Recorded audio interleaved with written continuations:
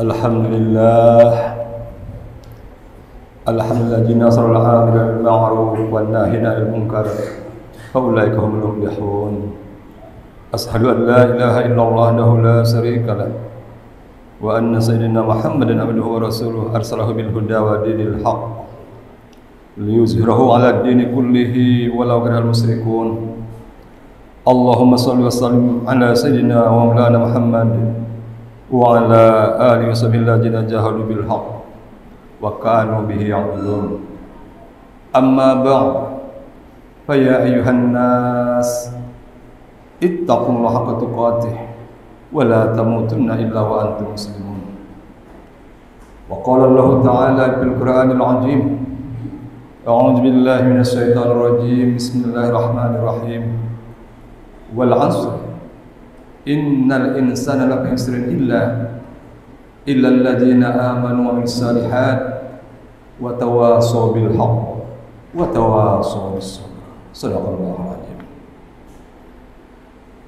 Jamaah salat Jumat rahimakumullah, marilah senantiasa kita panjatkan puji syukur kepada Allah Subhanahu wa taala yang telah memberikan banyak nikmat kepada kita, termasuk nikmat kesehatan, sehingga kita bisa melaksanakan ibadah salat Jumat pada hari yang berbahagia ini. Selanjutnya salawat dan salam kita sampaikan kepada junjungan kita besar Muhammad sallallahu alaihi wasallam yang senantiasa kita harapkan sepanjang dari akhir. Amin ya rabbal alamin. Jamaah salat Jumat rahimakumullah, dalam kesempatan khutbah kali ini tema yang ingin disampaikan adalah bersyukur dan bijak mengelola waktu. Kita senantiasa diajarkan untuk mensyukuri nikmat yang diberikan Allah kepada kita, apakah nikmat yang kita peroleh itu kecil atau besar. La in sakartum la azidannakum wa la in kafartum inna 'adzabi lasyadid. Kalau kita mau mensyukuri nikmat yang diberikan Tuhan kepada kita, maka niscaya akan diberikan nikmat berlipat ganda. Sebaliknya kalau kita kufur nikmat, maka yang akan datang adalah azab yang pedih. Nauzubillah. Jemaah salat Jumat rahimakumullah, kalau kita mempelajari tentang nikmat yang kita peroleh, tentu sangat luas, sangat banyak nikmat itu, tidak terhitung. Dan sebagian ulama mengatakan ada 3 jenis nikmat yang diberikan pada manusia. Yang pertama, nikmat iman yang sangat luar biasa. Kita tentu termasuk yang mendapat nikmat iman ini. Dengan nikmat iman ini kita bisa melaksanakan ajaran Islam, kita bisa melaksanakan sholat, kita bisa membaca Al-Quran, datang ke masjid, menghormati orang tua, dan lain-lain. Ini tentu bagian dari nikmat iman yang diberikan Allah kepada kita. Yang kedua, ada jenis nikmat kesehatan. Sungguh luar biasa besar nikmat kesehatan itu. Apalagi kalau kita melihat saudara-saudara kita yang sedang sakit, betapa mahal harga kesehatan. Ketika kita diberikan sakit, walaupun kita punya mobil mewah, bisa membeli makanan yang enak, tidak ada rasanya. Jadi nikmat kesehatan itu adalah luar biasa nilainya, dan tentu senantiasa kita harus mensyukuri nikmat tersebut. Yang ketiga, nikmat harta dalam arti luas. Nikmat harta dalam arti luas itu tentu sangat luas maknanya. Tidak hanya mencakup punya uang yang banyak, mobil mewah, atau rumah mewah. Tapi nikmat harta dalam arti luas itu termasuk misalnya ketika orang tua punya anak yang soleh solehah, itu sungguh nikmat harta yang luar biasa. Anak yang mau mendoakan orang tuanya, anak yang berbakti pada orang tuanya, itu adalah harta dari Allah yang luar biasa nikmatnya. Jamaah salat Jumat rahimakumullah, di bulan Rajab, Sa'ban dan menjelang Ramadan, Nabi Muhammad SAW mengajarkan kepada kita umat Islam agar senantiasa memanjatkan doa, Allahumma barik lana fi Rajab wa Sa'bana wa balighna Ramadan. Ya Allah, berkahi kami di bulan Rajab dan Sa'ban, dan sampaikan kami di bulan Ramadan. Doa ini kalau kita renungkan, diberkahi di bulan-bulan yang mulia, bulan Rajab, bulan Sya'ban, dan kita mendoakan agar disampaikan usia atau waktu kita di bulan Ramadan. Inilah menandakan bahwa memang 3 bulan ini benar-benar bulan yang sangat mulia. Makna diberkahi ini juga sangat luas. Diberkahi itu benar-benar agar kita menjadi umat yang beruntung, agar kita menjadi umat yang baik, bisa mengisi waktu itu dengan penuh ibadah, dengan penuh kebaikan. Ketika kita bisa mengisi setiap waktu kita dengan kebaikan-kebaikan, kita bisa mendapat keuntungan atau keutamaan dalam setiap waktu, maka itu adalah waktu yang berkah dan kita termasuk orang yang beruntung. Sebaliknya, kalau kita menyanyiakan waktu, maka kita termasuk orang yang merugi. Dalam Al-Quran Allah berfirman, "A'udzubillahi minasyaitonirrajim. Bismillahirrahmanirrahim. Wal 'ashr. Innal insana lafi khusrin illa alladzina amanu wa 'amilus shalihat wa tawassaw bil haqq wa tawassaw bis sabr." Demi waktu, demi masa, sesungguhnya manusia itu dalam keadaan merugi, kecuali orang-orang beriman, beramal soleh, nasihat-nasihat dalam kebenaran, dan nasihat-nasihat dalam kesabaran. Jemaah salat Jumat rahimahumullah, di antara kita atau setiap orang banyak yang tergolong orang yang merugi atau menyia-nyiakan waktu, sehingga terjadilah penyesalan. Seandainya dulu saya rajin belajar, maka saya akan meraih kesuksesan di masa tua. Seandainya dulu saya sungguh-sungguh bekerja, maka saya akan menikmati masa tua yang lebih baik. Seandainya dulu saya mendidik putra-putri saya dengan pelajaran agama, mendidik mereka dengan nilai-nilai agama, maka putra-putri saya akan menjadi putra-putri yang soleh dan soleh. Tetapi dalam kenyataannya, penyesalan itu selalu terlambat datangnya. Jemaah salat Jumat rahimakumullah, dalam rasa bersyukur dan juga bijak mengelola waktu, perlu kita kaitkan dengan kajian-kajian atau ilmu sosial, ilmu kemasyarakatan misalnya. Dalam ilmu manajemen misalnya disebutkan bagaimana bijak mengelola waktu itu. Tentu berlaku dalam banyak aspek, apapun pekerjaan kita. Dalam mengelola waktu itu, dimanapun tempat bekerja, ini berlaku. Misalnya disebutkan dalam bijak mengelola waktu itu, dalam ilmu manajemen disebutkan paling tidak kita harus bisa menggunakan 3 tahap. Pertama ada planning, ada perencanaan di awal tahun. Kemudian ada executing, untuk menggerakkan atau melaksanakan apa yang direncanakan itu. Dan kemudian di akhir waktu atau akhir tahun ada controlling atau evaluasi, apakah kita sudah melaksanakan apa yang direncanakan di awal tahun itu. Ketika ilmu manajemen ini diterapkan dalam semua kegiatan, apapun kegiatan kita, ada perencanaannya, ada executingnya, ada controlling atau evaluasi, maka insya Allah kita termasuk orang yang bijak mengelola waktu.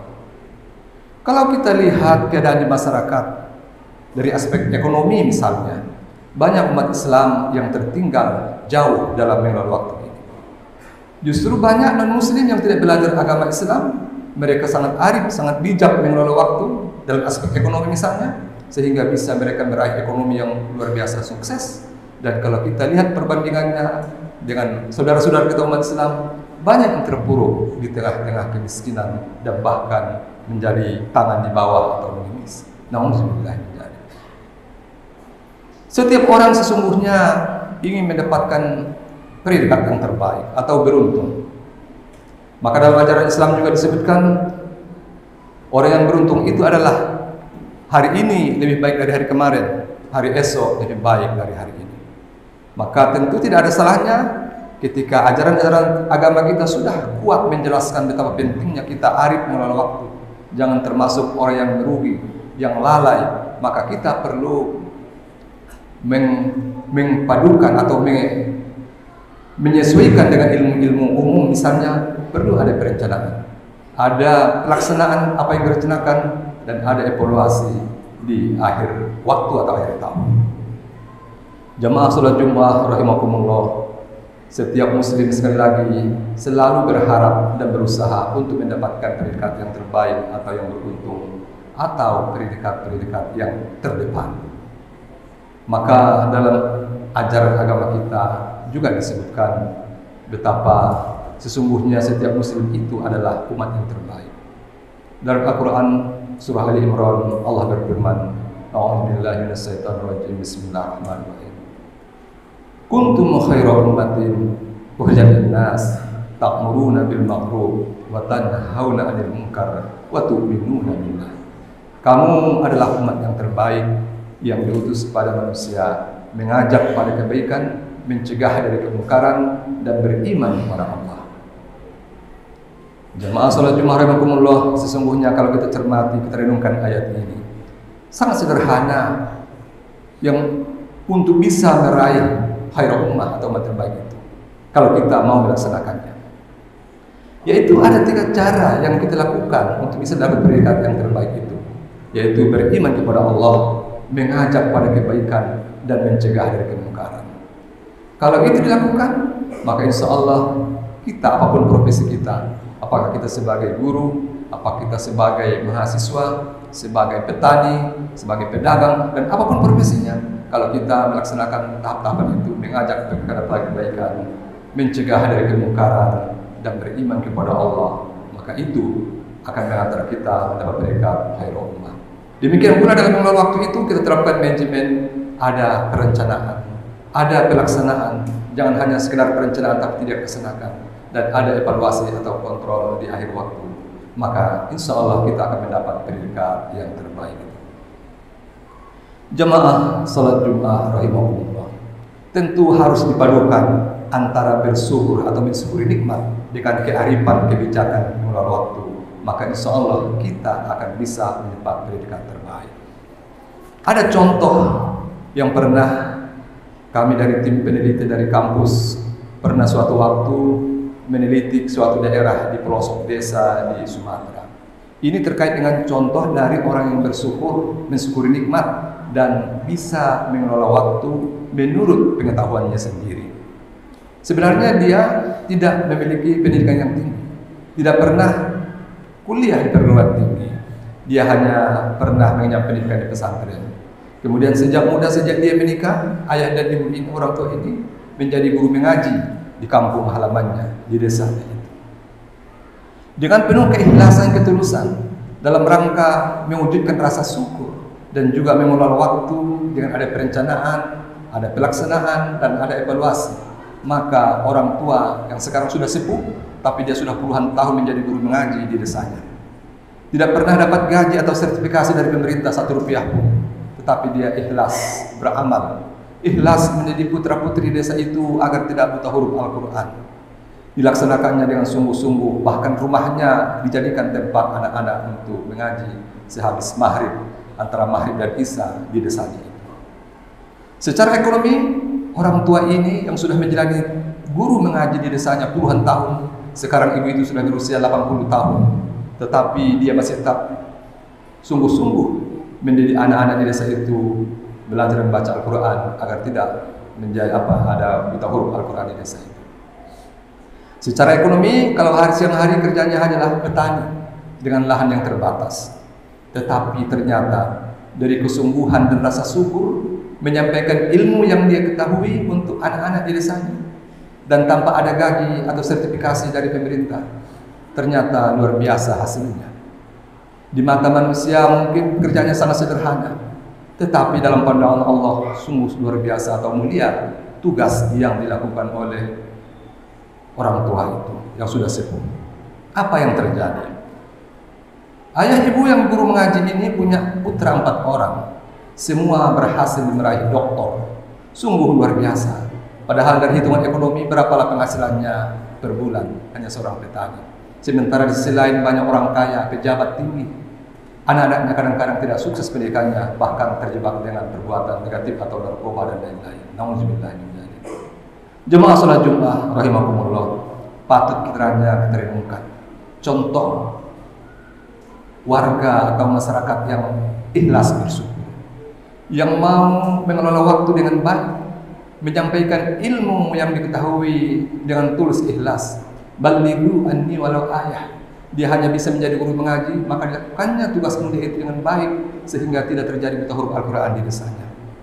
Maka walaupun tidak ada gaji atau sertifikasi, Allah memberikan gaji yang luar biasa dengan kesuksesan anak-anaknya 4 orang bisa menjadi doktor. Ini tentu teladan atau pandangan bagi kita ketika kita ikhlas beramal, ikhlas membantu orang lain tanpa mengharapkan balasan dari manusia, maka Allah lah yang memberikan balasan yang luar biasa kepada kita. Jamaah salat Jumat rahimakumullah, demikianlah tugas singkat yang bisa saya sampaikan dalam kesempatan ini. Semoga ada hikmahnya bagi kita dalam rangka mewujudkan rasa syukur. Selalu mensyukuri nikmat, sekecil apapun nikmat yang diberikan Allah kepada kita. Esensi dari mensyukuri nikmat itu adalah memaksimalkan potensi apa yang ada dalam diri kita. Bukan hanya sebatas mengucapkan syukur alhamdulillah, tetapi adalah memaksimalkan potensi apa yang ada di dalam diri kita. Contoh tadi seorang ibu yang di pelosok desa itu, dia punya ilmu sedikit, diajari anak-anak desanya untuk bisa membaca Al-Quran. Itu adalah wujud dari mensyukuri nikmat. Walaupun ilmunya sedikit, tapi dimaksimalkan untuk bisa memberantas buta huruf Al-Quran. A'udzu billahi minasyaitonir rajim. Bismillahirrahmanirrahim. Wal 'ashr. Innal insana lafi khusrin illa alladziina aamanu wa 'amilus shalihaati wa tawaasaw bil haqq wa tawaasaw bis sabr. Barakallahu li wa lakum fil azim. Wa nafa'ani wa iyyakum billahi al-'aliyyil hakim. Aqulu qawli hadza astaghfirullah li wa lakum wastaghfiruhu innahu huwal ghafurur rahim.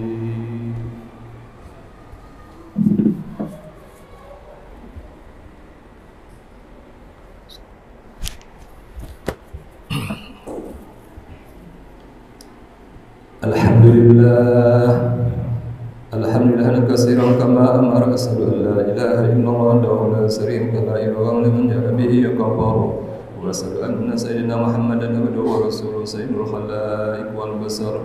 Allahumma shalli wa sallim ala sayyidina Muhammad wa ala alihi wa sahbihi wa sallim tasliman katsira. Amma ba'd, fa ya ayyuhan nas ittaqullaha haqqa tuqatih wa la tamutunna illa wa antum muslimun. Wa'lamu anna Allaha ya'muru bi amrin bi nafsihi wa sanna bil malaikati kursi. Wa qala ta'ala lam yazal qailan 'alima inna Allaha malaikatahu yusalluna 'alan nabiy ya ayyuhalladzina amanu sallu 'alaihi wa sallimu taslima. Wa jalla ila ma da'akum sallu wa sallimu 'ala man bihi hadakum. Allahumma salli wa sallim wa barik ala sayyidina Muhammad wa ala alihi wa sahbihi ajma'in. Tabi'in wa radu anna ma'ahum bi rahmatika ya arhamar rahimin. Allahumma ighfir lil mu'minina wal mu'minat wal muslimina wal muslimat al-ahya'i minhum wal amwat innaka qaribun da'wat ya qadiyal hajat wa ya kasral niyas. Allahumma ansur man nasara ad-din wa ahzir man hadar muslimin wa ala ila yaumiddin. Allahumma alim baina qulubil mu'minin wa aslih zata bainihim. Allahumma fa'anna al-bala wal waba wal ghala wal basa wal munkar wal bagh wasa'il wasuyul mukhtalifat. Rabbana ighfir lana wa li ikhwanina alladhina sabaquna bil iman wa la taj'al fi qulubina ghillan lil ladzina amanu rabbana innaka ra'ufur rahim. Rabbana zalamna anfusana wa in lam taghfir lana wa tarhamna lanakunanna minal khasirin. Rabbana atina fid dunya hasanah wa bil akhirati hasanah wa qina adzabannar. Walhamdulillahi rabbil alamin. Ibadallah, innallaha ya'muru bis-salaati wa ita'i dzil-qurba wa yanha 'anil fahsya'i wal munkari wal baghi ya'idukum la'allakum tadhakkarun. Fadhkurullaha yadhkurukum washkuruhu 'ala ma yazidukum was'aluhu min fadlihi yu'tikum wa la zikrullahi akbar.